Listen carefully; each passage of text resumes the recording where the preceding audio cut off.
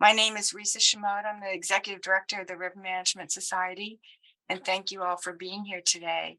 And I couldn't be more excited and proud to introduce you to a couple of fellows who are going to talk about what I think is an unusual and wonderful project. And they'll talk to you about the expedition that they are planning for this year and for next year. But I think the reason I asked them to be here with us today is the way that they have gathered a group of people who have a similar interest and a similar passion, who may have been strangers, a year ago, but are an awesome team right now. So just a little bit more about what we're doing. They're going to tell you about this trip that is a celebration of the Columbia River. It's going to actually go, this is at the border. It's going to go from Revelstoke down to the confluence of the Columbia and Snake. They'll tell you all about it. And here are the two folks who are here with us today. So PT Bruno is the expedition leader, and he's a riverman who grew up in Walla Walla. He began his wilderness river guiding in 2007 and has built and carved various canoes to run some of the biggest and boldest expeditions in the West. And he says, I do this work to ignite courage in our youth to become leaders. And Ben Alex Dupris is an enrolled member of the Colville Confederated tribes. We've listed the tribes there in case you're not familiar with the group. And over the years, he has worked in commercial entertainment, tribal language preservation, frontline activism, journalism, and youth media training. He is a co-founder of the recreational canoe company called Charlie Birdhat, located on the Colville Indian Reservation. And most recently, Charlie Birdhat released a short film, Chumash Powered, an original Patagonia film story about Tomo plank canoes for the spring workwear collection, which you can see online, and it's an awesome video. So I'll shut up here and I'll stop sharing and let you meet these fellows. Thank you, Risa. Thank you very much for having us. It's a real honor to be here. I see a couple people on here, Ione Jones and Joe Crowder. Appreciate you being here. Thanks, Ben, for supporting. And again, thank you for the NWSI for having us, as well as the Shimoda group. Risa, thank you so much. The River Management Society and everyone here today. Really appreciate it. I guess, where to start really, we can one thing in the background is about 15 years ago, we started building canoes, and we love the water. I just have always had an affinity for the water, and, got out as a young man and rafting and, from Pennsylvania to the West, and just stayed on the rivers and met a few guys in college, and we continued that momentum, and we started building canoes out of passion. And one thing led to another, and we started working with the 5 Upper Plateau tribes building dugouts. And then we went up the Columbia in 2013 from Astoria up to Canal Flats. It took us quite a few months, 1,243 miles. And then after that, we figured, the canoes started being created more and more. The Quinault tribe gave us big 5 ancient cedars to dig on. And we started that process, and then the canoes got dispersed amongst the Spokane, the Kalispels, the Kootenai, the Coeur d'Alene, and the Colville tribes. And so we have those 5 Upper Columbia United tribes. And so then this year we've been talking for 8 years to go down to the Snake. So we're putting where our money, where our mouth is. And so we're going for it. And it should take about 40 days. 400 miles. It doesn't sound too long after you say 400 enough. It should be 4,000, but maybe next year. And we have a big group of people, probably 10 to 11 paddlers of all various tribes and nations. We are an inclusive team, and so we always want people to come out, support with us. If you hear or you get interested in something today in terms of some dates, you should please get us a contact, and we'd love to get you out on the river for a day or 2 or 10 or however long you'd like to come with us. We're really an open, inclusive crew that wants to support people getting on the Columbia River. So I'll pass it to Ben here. Thank you. Thanks so much, everyone. And just to keep moving on the back of what PT has been saying, we're not fully back into the canoe cultures the same way that our ancestors were hundreds of years ago. We're redeveloping a relationship with a part of the culture that existed as a trade tool, as a traveling tool. The highways were the rivers at that time prior to motorized engines. So this I guess this reignition of culture is not the same as on the coast of the Pacific Northwest. It's similar in a sense that we're drawing from the same roots of the traditional people, uh, but because of how we use the rivers within our tribal and plateau communities up and through Canada, it continues to be an evolving storyline that we're building as an inclusive storyline because of the multicultural element of not just the tribes along the river, the relationships that are built between the Park Service and the National Forests, the feds, the tribes. There's a lot of work that's happening on the rivers to restore our salmon, to look at water quality, and just the continuing development of a kind of a co-management approach that's now being, becoming a thing in the States. So from that perspective, people like myself who I'm from the Entiat and Chelan tribes and also Sinaiaks, which goes the Okanagan tribe that goes up into Canada, where the border split our tribe in half. Part of this is recognition from the Revelstoke to the Kettle Falls paddle of that fractured borderline and the cross-cultural loss that happened over the last few hundred years of the border being there. But it is also an exploration of what can happen when we have native and non-native people working together on the recreational side of things, to create adventures, to create film screenings, similar to when we were down on the Snake this last week working with Ione and their organization who's in attendance. We watched documentaries, and I make documentaries as well. So we find that this relationship on the water can become communal approach to understanding our land, our resources, our traditions, and looking to the future with some of the movies and opportunities to share new knowledge through our relationships and partnerships with groups like University of Washington and WSU and the Colville tribes in particular, where our company is based. So it really is this mutated new approach to looking at how grassroots people can also build a river economy and a trade economy around encouraging our friends and family to join us in these adventures. So that's some of what we're doing. Right, PT? I mean, this. So I think that the title that Risa had put on this was, kind of this radical inclusion and this radical movement to, develop opportunities for not just the people who can make those decisions, but our youth, getting our youth on the water, getting our youth into the canoes, teaching them how to be safe, how to understand their value from a traditional perspective. When you're dealing with so many thousands of acres of land that are not being monitored or supported, there's just not enough money. So having our eyes and ears on the water is very helpful for our people as well. It teaches them to have agency over protecting our wetlands and our water and our eagles and our birds and fish.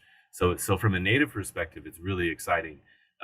From a company perspective, Charlie Bird Hat Special Purpose Corporation is designed specifically for teaching people recreational adventures, from the starters who just want to figure out how to use a paddleboard, to those adventurous people that want to go 10 days deep into the forest and paddle through water. And that's what PT really excels at in some of his guide training.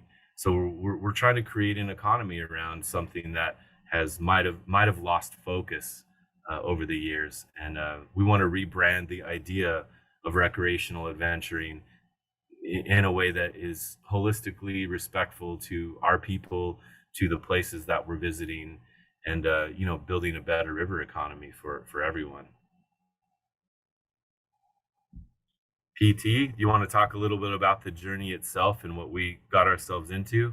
Because this is a pretty heavy duty trip. Sure. Yeah. Yeah. Thank you. Yeah, so this trip is going to be roughly 40 days. We're starting up in Revelstoke, Canada, and we're going to make our way down to Shelter Bay and then Portage to Caslow and go down the Kootenay River to Nelson. And in Nelson on June 18th, there's going to be a big Sinaixt paddle day. And so if anybody's up in this Northwest area or in Canada or anywhere near, I'd recommend you come up to Nelson June 18th. It's going to be a really beautiful time with artists and paddling. We're going to go see some pictographs. Then we're going to get to the Kettle Falls Salmon Ceremony on June 19th. And I don't know about, I haven't met any of you here, but I don't know if you've heard about Kettle Falls Salmon Ceremony, but, um, you know, in 2016, when we started paddling these dugouts back from kind of where they were hand carved from, so we kind of brought the salmon home back to where they were carved. And that was the beginning of over 80 to 90 years since the Kettle Falls Salmon Ceremony had happened, and people traveling back to the old falls. And so the Kettle Falls was the second largest fishery in the Northwest, just after Celilo Falls. So they would take out 150-pound Chinook salmon out of there all day long, just lots of salmon and always feeding. And so we kind of go there and we click rocks together and we pray for the salmon to come back, because the Grand Coulee and the Chief Joseph Dam have no fish passage. So there's no salmon up there, but some organizations are starting to reintroduce those salmon and seeing what they'll do and how they work out there in the new lake, if not almost like a new ocean.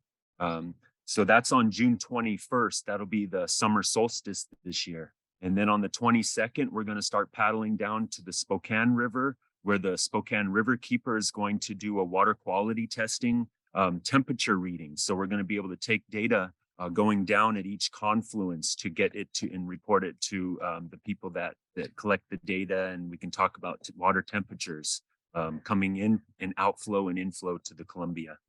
And then we'll make our way down, meet up with all kinds of different folks downriver, and we'll get to the Wenatchee confluence. So if anybody's in Wenatchee area or Yakima area, please come visit us July 10th and 11th. We'll be at the Wenatchee State Confluence.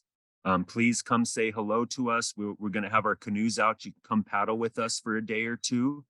And then on the 12th, we're going to head downriver, Portage Rock Island Dam, and keep on going. So we're portaging 7 dams, or we're jumping 7 dams. And so, and then by July 22nd or 23rd, we'll be at the confluence of the Snake. And so we're welcoming everybody. So Ione and Kimstenick will be there, their organization, representing us and as well as themselves about, gathering and meeting and community engagement. And that'll be on the 22nd. And then not long after that, we'll go up to the Kalispell paddle and do go down the Pend Oreille River. And then we'll do the Spokane paddle down the Spokane River. So we have lots of miles to paddle. So if you're interested, we'd love to have any of you out here. I know that you all do really good work. And I think that I would imagine all of you are audacious as well. And so, be audacious with us and come get on the water with us. We love that. Our emails, we can give that in the chat notes, or we can give it to Risa. Please let us know. I'm sure Ione would love to hear from you. Joe Crowder, I'm sure, would love to hear from you. So that's kind of where we're going to, is to the Snake. And so the next year when Ione puts on a big gathering, that'll be the second in a row. So then all the downriver. And so we're starting to eventually meet at Celilo Falls, and that'll be the big journey. And we'll take the Sinaixt and some Canadian nations down the river from the source, and we'll get down to the sea one day. That's the big goal. And maybe to go into a little bit of why this exists. I always make the joke, and you might see this in Canada as well. Native people love to go on these long distance things, the longest walks, the journeys, the runs. There's constantly like this long distance thing happening. And I need to exercise too. So it's like, oh wow, well, I want to support this, but this is going to be hundreds of miles on the river. So there's a bit of it's more than an adventure. It's like we're trying to teach ourselves how to physically be on this river. We're teaching our young people how to be a part of this, because the implications are larger than just this individual paddle. It's really being focused and being intentional about using traditional ways of life on this water in these ways that have been given to us that we haven't really been able to appreciate for a while because of colonization, because of what the churches have done, the boarding school eras, the government implications. There's so many political reasons why you would, as a native person, you would do these kind of events. But to make it a little easier to understand, it really is just the relationship of putting ourselves on those traditional waterways to enjoy these natural spaces and bring along experts who might have something new to add or contribute to that story, whether it's someone from the Audubon Society sharing about birds, or our scientists in the river quality testing, or the skill set of being able to survive in these places. A lot of young native people and others haven't learned to really start their own campfires. They haven't really set up their own tents yet. So we have a variable level of skill sets where somebody might have hunted for years, they probably haven't paddled for years. So I think, as we go into this, we're assessing and really making, building relationships with individuals around their skill sets and how we can encourage them as a group to come through and participate, because retention is key. Bringing people into this is easy enough. Having flotillas and having thousands of people doesn't seem that difficult to organize if fun is involved. But what happens when you have 15 to 20 people who are lean and mean flying down the river and having to understand everything from navigation to the weather to how you're going to survive from stop to stop? So there is a bit of a wild element to this that Charlie Bird Hat as a company also encourages, but I think it's just by nature how you live on the water. And so those kind of things aren't really accessible to a lot of indigenous youth and people who have no access.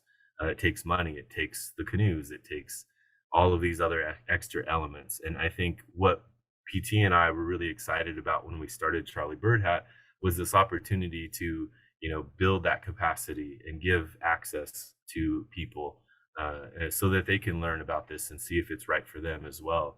Not everyone will live or participate in these kind of events all the time. These are once a year, big things. But over time, what we're hoping is that the idea of Charlie Bird Hat is just, it's more of ethos based. It's about getting along. It's about those of you in these government positions working with indigenous communities and having a good relationship so that we can have a smooth, transitions, or we can address issues along the way.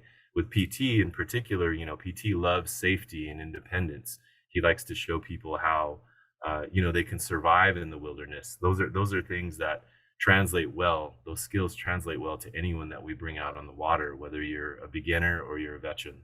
So we're trying to create something that's innovative, that's 21st century minded, that allows us to have a shared tradition and culture that brings us together more than it separates us. And as you know, in today's political climate, it's easier and easier to stray from that sameness that we grew up with in these border towns up and down the Columbia River. We always got along. We always figured out how to work together. So this is an extension of that opportunity, an olive branch, so to speak, where we can try to build today while things are good and doing things that we love, as opposed to just waiting till things are at their worst to try and break bread and have community. So there's some deeper goals within the idea of Charlie Bird Hat in these journeys. They don't mean all the same to everyone. Certain people are traditional journeyers that want to have a traditional experience for their culture, and that's also included in this. As a recreational company, we are on the border of that. The canoes we run, the cultures we run are accessible to everybody. And we basically just say, anyone who wants to come along, please come along and come as you are, PT.